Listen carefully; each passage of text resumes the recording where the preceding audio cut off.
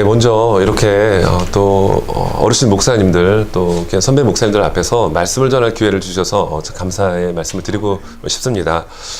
저는 말레이시아에서 한 8, 9년 정도 또 한인 목회를 중심으로 사역을 하였고 또 LA라는 지역에서 한 3년, 한 2, 3개월 또 있다가 이쪽 동부라는 지역으로 또 이동을 해서 또 하나님 은혜 속에서 트렌턴 장로교회에서 지난주에 또 담임 목사로 위임식을 할 수 있는 은혜를 받았습니다. 제가 이렇게 말씀을 드리고 또 이렇게 예배를 시작하는 것은 다른 게 아니라 지금 제 목소리가 약간 코맹맹이 소리가 좀 나죠.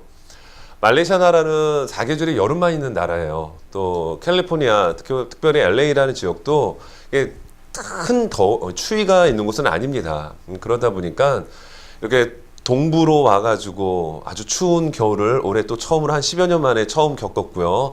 또 꽃가루가 날리는 이러한 봄 기후 속에서 생활하다 보니까 저도 모르게 알러지가 이렇게 좀 생겼습니다. 그래서 좀 깨끗한 목소리로 말씀을 전해야 되는데 약간 코맹맹이 소리로 이렇게 말씀을 전하게 드린 점 좀 죄송하게 생각을 하고 말씀을 전하겠습니다.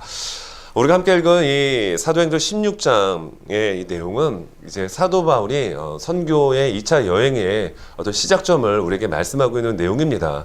사도 바울은 우리가 알고 있는 것처럼 1차 전도 여행 혹은 선교 여행을 통해서 이미 큰 하나님의 역사 또 하나님 나라의 확장 가운데 귀하게 쓰임을 받았어요. 근데 오늘 16장에서는 빌립보라고 하는 지역에 이제 들어가서 복음을 증거하는 가운데 감옥에 갇히게 되었고 또 그 감옥 속에서 매를 맞는 극심한 고통과 고난에 임하게 되었다는 얘기입니다. 그런 가운데 우리가 너무나도 잘 알고 있는 31절의 말씀은 이르되 주 예수를 믿으라 그리하면 너와 내 집이 구원을 받으리라 라고 하는 정말 중요한 전과의 보도와 같은 너무나도 유명한 이 메시지가 바로 감옥에서 하나님의 역사를 경험했던 이 사도 바울 일행이 그 간수장을 향하여 선포했던 외쳤던 생명의 말씀이자 복음의 말씀이더라는 얘기입니다. 그래서 오늘 16장의 내용을 잠깐 배경을 살피고 오늘 본문의 말씀을 좀 전하고자 하는데요. 사도 바울은 1차 전도여행, 선교여행을 통해서 굉장한 열매를 거두게 됩니다. 제가 그리고 많은 준비를 하게 되죠. 그리고 하나님 나라의 복음을 증거하기 위해서 그는 또 다른 2차 선교 여행을 떠납니다. 사도 바울의 전략, 사도 바울의 계획은 아시아 지역을 중심으로 해서 하나님의 나라가 좀 팽창되기를 원했어요. 그러나 이 사도 바울의 생각과 하나님의 생각이 충돌하게 됩니다. 하나님의 계획은 아시아 지역을 향한 전도가 아닌 선교 전략이 아닌 이제 유럽 지역을 향한 선교 전략을 이 바울에게 제시를 합니다. 자, 그래서 그가 환상 중에 이 마게도냐 사람이 좀 이쪽으로 와서 우리를 도와달라고 하는 환상을 보게 됩니다.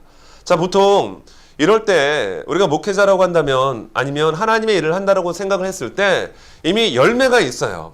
또 노하우도 있습니다. 그리고 구체적인 디테일한 어떤 전도 방법도 있습니다. 자, 그런 상황 속에서 하나님께서 아니다. 그게 아니다.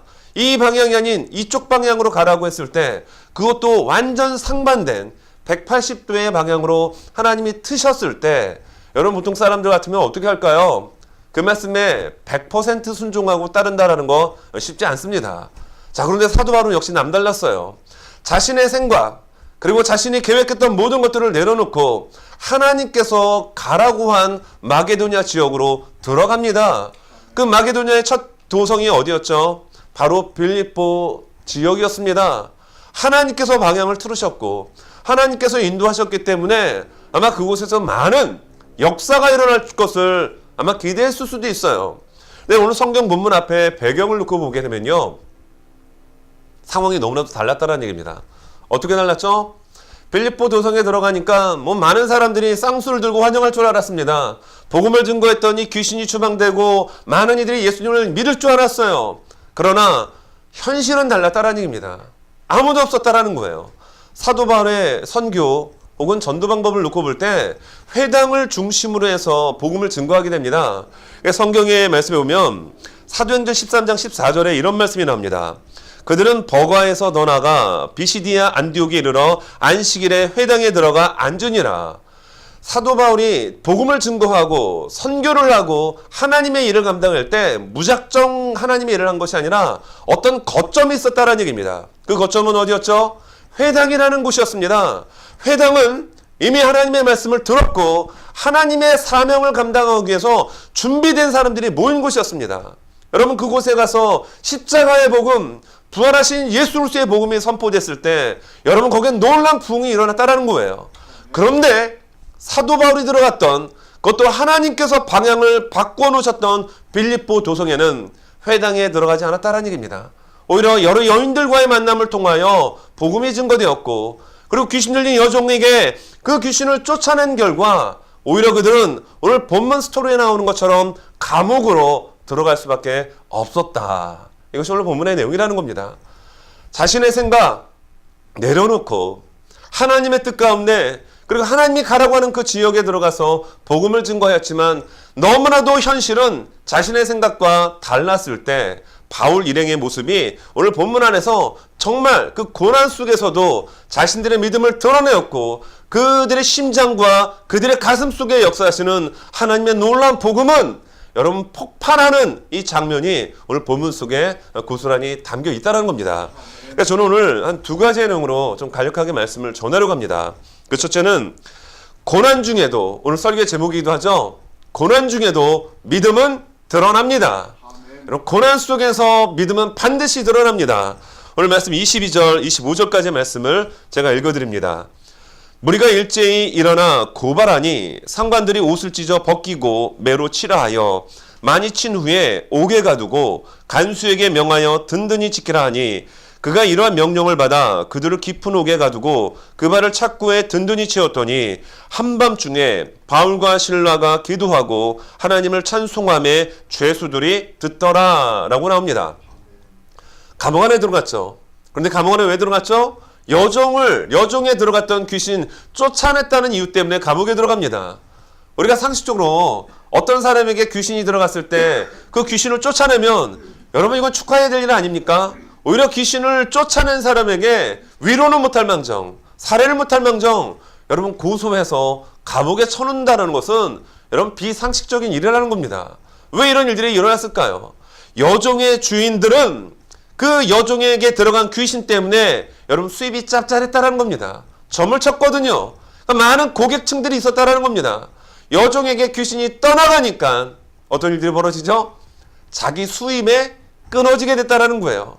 철저한 경제적 논리로 접근했던 이 주인들은 바울 일행을 그래서 감옥에 쳐놓게 됩니다. 고소를 당하게 됩니다.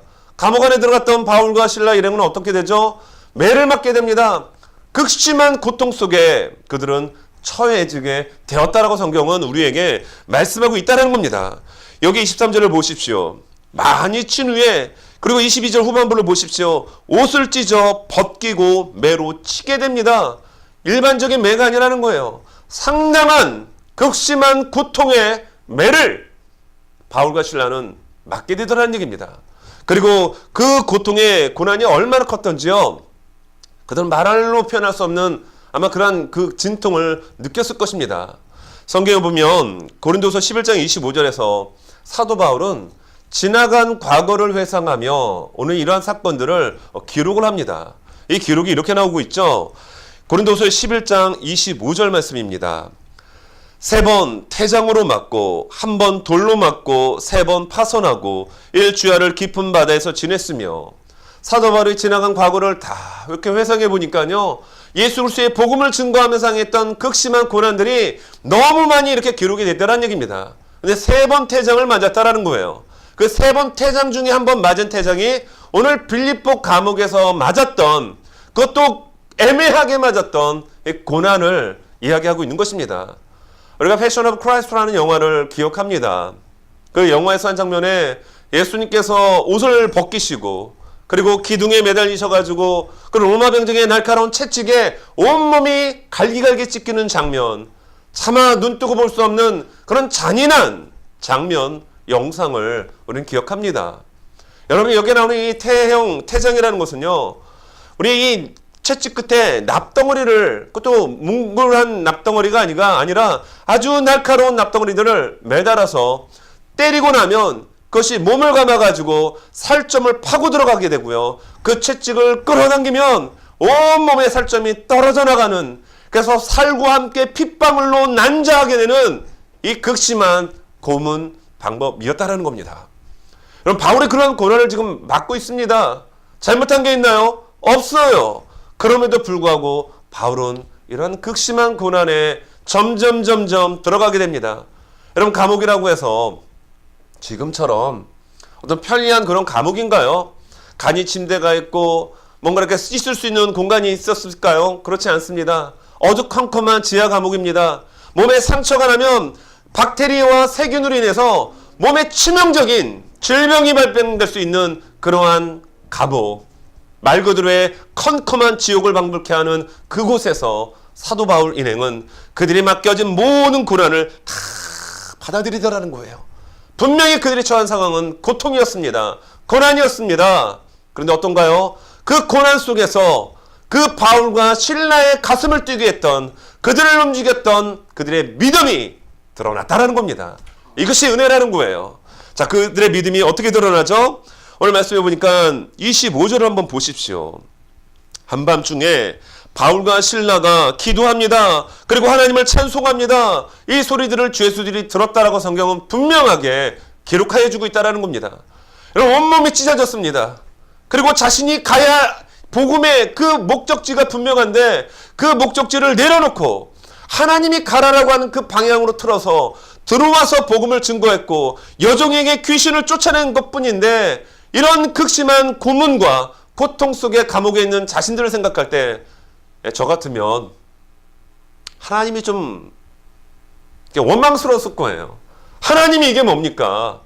내가 가려고 했던 방향을 하나님 틀으셔서 지금 이곳까지 순종하고 왔는데 나에게 왜 이런 어려움들이 있습니까? 라고 하는 하나님을 향한 불평, 그런 어떤 탄식이 나오지 않을까요? 그런데 바울과 실라는 어떻게 했다고요? 이 상황 속에서 기도했다랍니다.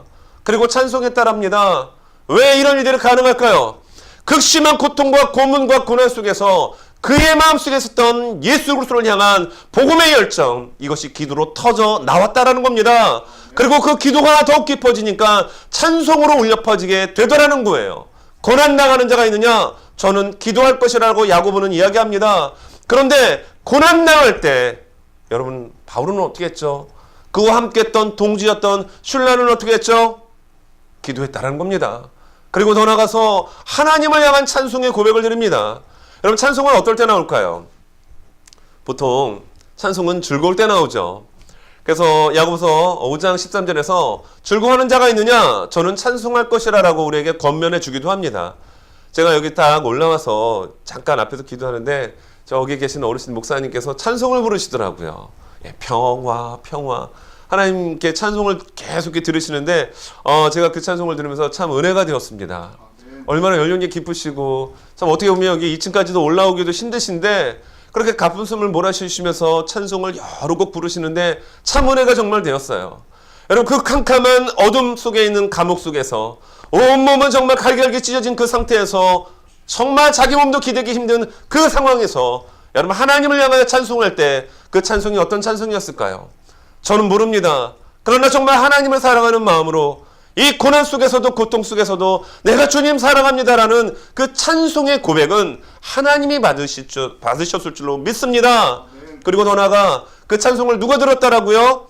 감옥 안에 있던 모든 죄수들이 듣더라. 이게 성경의 말씀입니다. 여러분, 여기 나오는 듣더라라고 하는 단어는요, 보통 이 신약 성경에 듣더라는 단어가 보통 두 가지로 쓰이게 되는데 헬라어 아코라는 단어가 보통 많이 쓰여요. 아코라는 단어는 이 요한계시로 넘어가서 7교회에 이 사도 요한이 환상을 보고 편지를 보내게 되죠. 근데 7교회의 모든 그 편지를 쓴 내용의 마지막 방점에서 귀에 있는 자는 성령이 교회들이 하는 말씀을 들을지어다 라고 명령합니다. 한결같이 7교회에 필요한 말씀과 그리고 그 마지막 부분에 하나님의 말씀을 들을 것을 명령하고 있습니다. 근데 여기 들을지어다가 아쿠어예요.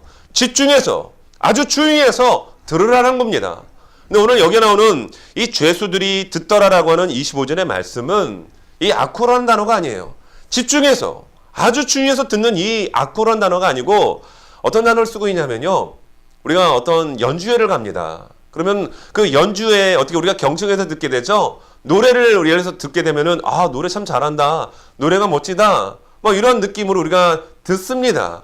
그런 의미의 단어를 씁니다. 어떤 단어인가 하면 에페크론 온토라는 단어를 쓰고 있습니다. 말 그대로 노래를 지금 하고 있잖아요. 바울과 실라가 한밤중에, 캄캄한 밤중에 여러분 작은 소리는 여러분 굉장히 크게 들립니다. 소리가 또 울려요. 근데 한밤중에 고요한 그 시점에 바울과 실라가 부르는 감옥을 깨우는 이 소리가 모든 죄수들의 귀에 들리게 되는데, 야, 마치 한 명의 가수가 무대에 올라가서 노래를 부를 때 모든 관객들이 노래를 경청하는 것처럼 그런 자세로 죄수들이 들었다라는 겁니다. 여러분, 죄수들은 이 모든 상황을 눈으로 보았습니다. 귀로 들었습니다. 그들이 한밤중에 찬송한다는 것에 이해가 되지 않았을 거예요. 아니, 저것들이 미쳤나?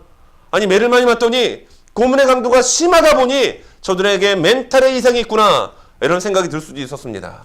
그러나 중요한 것은 그들이 하나님께 드려지는 기도의 내용, 그들이 하나님 앞에 찬송하는 찬송의 가사의 곡목, 모든 내용들을 죄수들은 들었다라는 것입니다.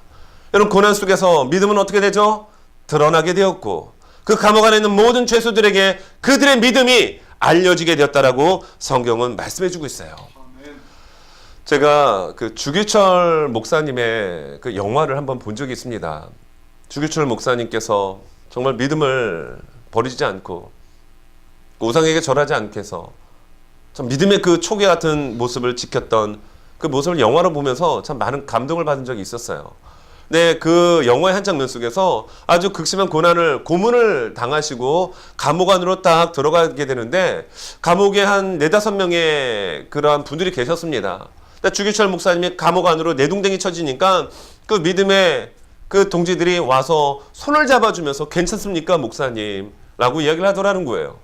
자, 그런데요, 그때 이 주기철 목사님과 함께 그 믿음의 목사님인지는 모르겠습니다. 그 신앙을 위한, 하나님께 대한 믿음을 지키기 위한 그 믿음의 동지들이 이런 찬송을 부르더라는 겁니다. 찬송가 336장입니다. 환난과 핍박 중에도 성도는 신앙 지켰네. 이 신앙 생각날 때에 기쁨이 충만하도다. 성도의 신앙 따라서 죽도록 충성하겠네.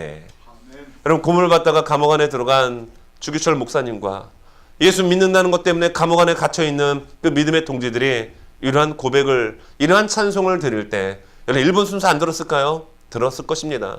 그리고 하나님 들으셨습니다. 고난 속에서 아무리 극심한 어려움 속에 있다 할지라도 그의 심장을 뛰게 하고 그의 가슴을 움직였던 믿음은 반드시 흘러나옵니다.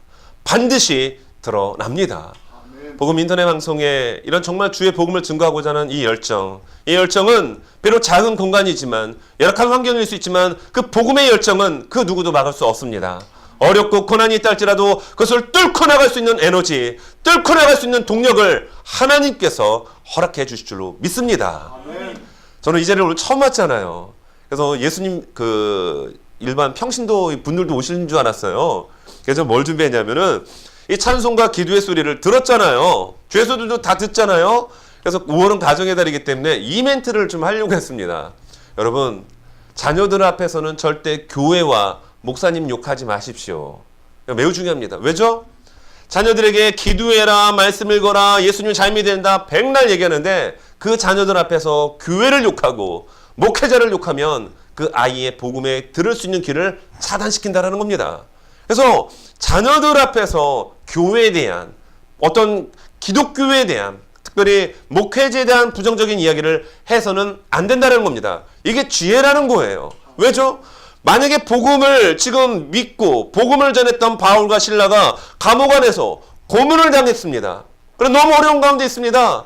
그런데 기도하지 않고 찬송하지 않고 하나님, 나를 왜 이곳에 보내주셔서 나를 이렇게 힘들겠나라고 불평 원망을 쏟아냈다면, 여러분, 감옥 안에 있는 죄수들이 어떻게 되겠어요? 복음을 받아들일까요? 만약에 바울과 실라가 나간 다음에 그들을 찾아가서 가가호 맨투맨의 전도를 한다 해도 그들은 복음을 받아들일 수 없는 철벽으로 이미 가슴의 문이 닫혀져 있었을 거라는 거예요. 그러므로 누가 보든지 않든 간에 정말 우리의 안에 있는 믿음, 이 복음에 대한 열정을 드러내 보일 수 있는 이런 지혜가 우리에게 필요할 줄로 믿습니다. 자, 두 번째 이것입니다. 하나님의 사람은 소망을 잃은 사람들을 살려내야 할 의무가 있습니다. 아멘. 우리는 하나님을 믿는 것, 특별히 예수 그리스도의 그 보혈로 인해서 하나님의 나라의 자녀가 됐다는 것이 복 중에 복입니다. 전 저희 교회 성도분들에게 늘 이거 얘기해요. 여러분, 복 중에 복이 무엇인지 아십니까? 예수 믿는 겁니다. 그리고 예수님이 날마다 우리를 지켜주시고 인도해 주시는 이 은혜야말로 복 중에 복입니다라고 이야기합니다. 다시 말하면 우리는 소망이 있는 자입니다. 그러나 예수 믿지 않는 많은 사람들, 세상 밖에서 방황하고 외로움 가운데 빠져있는 많은 이들에게 우리는 소망이 있기 때문에 그들에게 소망을 제시하고 소망을 전해줘야 할 의무가 있다라는 겁니다. 오늘 말씀은 그것을 우리에게 제공합니다. 27절, 28절입니다. 간수가 자다가 깨어 옥문들이 열린 것을 보고 죄수들이 도망한 줄 생각하고 칼을 빼어 자결하려 하거늘 바울이 크게 소리질러 이르되 내 몸을 상하지 말라 우리가 다 여기 있노라 하니. 여러분, 옥문이 다 열렸습니다. 죄수들의 착부도 다 풀렸습니다. 그냥 도망가기만 하면 되는 거예요. 그러니까 간수장이 보고 깜짝 놀라서 죄수들이 다 도망가면 어떻게 되죠? 자신의 목이 달아나거든요. 그래서 칼을 빼어 스스로 목숨을 끊으려고 했습니다. 그때 바울이 어떻게 하죠? 멈춰라! 멈춰라는 겁니다. 우리가 도망가지 않고 여기 있다. 이걸 말하고 있는 겁니다. 여러분, 간수장에 있어서 소망은 무엇입니까? 죄수들이 다 도망가면 다 소망이 끝나는 거예요. 이것이 왜 중요하냐면 사도행전 12장에 보면 사도 야고보와 베드로를 잡습니다. 감옥에 넣어요. 그리고 헤롯 대왕은 야고보를 죽입니다. 그것을 우리는 순교라고 이야기합니다. 근데 베드로가 한밤중에 하나님의 기적적인 방법으로 인해서 천사의 도움으로 인해서 옥문을 열고 탈출에 성공합니다. 근데 성경에 보면요, 이 말씀을 어떻게 기록을 해주고 있냐면 사도행전 12장 19절입니다. 헤롯이 그를 찾아도 보지 못하매 베드로 아무리 찾아도 안 보이거든요. 그랬더니 그가 이런 얘기를 합니다. 파수꾼을 신문하고 죽이나 명하니라. 헤롯이 유대를 떠나 가이사야로 내려가서 머무니라. 아니, 베드로를 감시했던, 아주 사중으로 감시했거든요. 그런데 이들이 베드로를 지키지 못했어요. 그러니까 누굴 죽이라고 합니까? 경비병들 다 죽이라 라고 얘기했다는 것입니다. 경비병, 그리고 간수의 역할은 죄수들을 지키는 거예요. 근데 죄수가 한 명도 아니고 모든 죄수가 다 도망쳤다고 한다면 그 간수와 그 간수장이가 살 수 있을까요? 살 수 없었을 것입니다. 그래서 어차피 죽을 몫은 스스로 죽자. 칼을 빼요. 자결하려고 했던 거예요. 근데 이 바울이 뭐라고 얘기하죠? 그렇게 하지 말라는 얘기입니다. 내가 여기 있다라고 이야기하고 있습니다. 그리고 실제로 이 말씀을 이렇게 볼 때 어떤 일들이 일어나게 됩니까? 31절. 우리가 이제 말씀을 시작하면서 읽었던 말씀이 있지만 31절에 정말 중요한 말씀입니다. 이르되 주 예수를 믿으라. 그리하면 너와 내 집이 구원을 받으리라. 아멘. 아멘입니다. 여기 보니까 복음의 핵심을 이야기하고 있습니다. 주 예수를 믿으라는 겁니다. 내가 먼저 믿으라는 얘기입니다. 그러면 너 때문에 가정 공동체가 구원을 받는다라고 하는 중요한 원리를 바울이 여기서 선포하고 그것을 강력하게 맺히고 있다라는 거예요. 여러분, 여기 말씀 앞에서 저는 상당히 도전받는 게 이겁니다. 바울은 여기서 이 한 문장의 단어로 끝난 게 아니에요.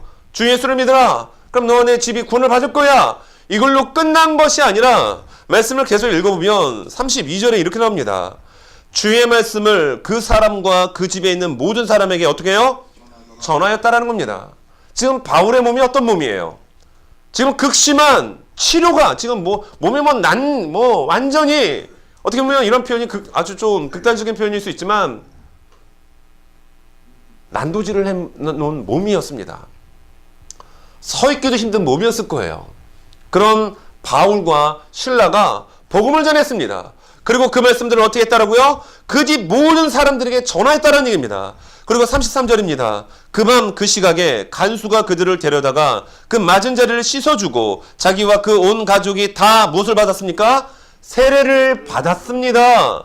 세례를 받은 후에 그들을 데리고 자기 집에 올라가서 음식을 차려주고 그와 온 집이 하나님을 믿음으로 크게 기뻐하니라라고 하며 34절이 마치게 됩니다. 아멘.